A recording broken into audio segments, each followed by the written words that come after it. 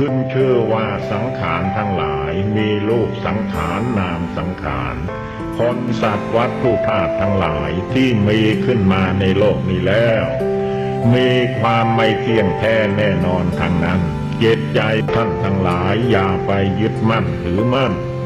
จงภาวนานี่แหละให้ได้ทุกคืนอย่างน้อยก็คือว่า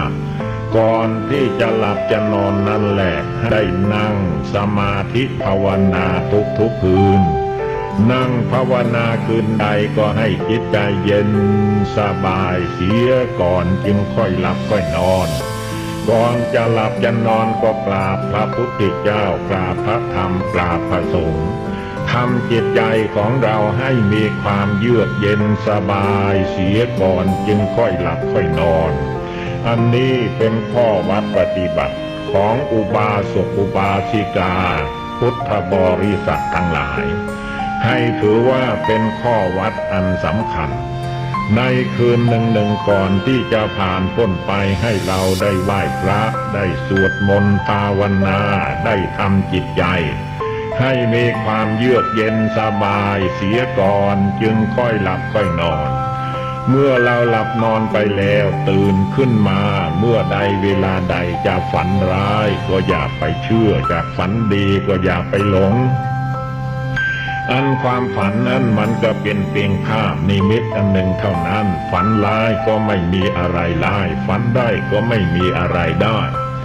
นึกถึงคุณพระพุทธเจ้านึกถึงคุณพระธรรมนึกถึงคุณพระอริยสงฆ์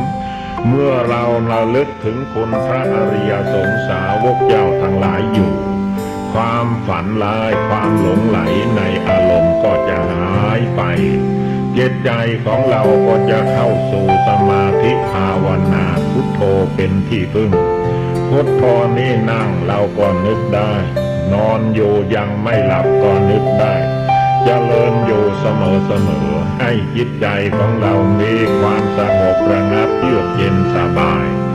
เมื่อใจสบายแล้วร่างกายสังขารก็พลอยสบายไปด้วย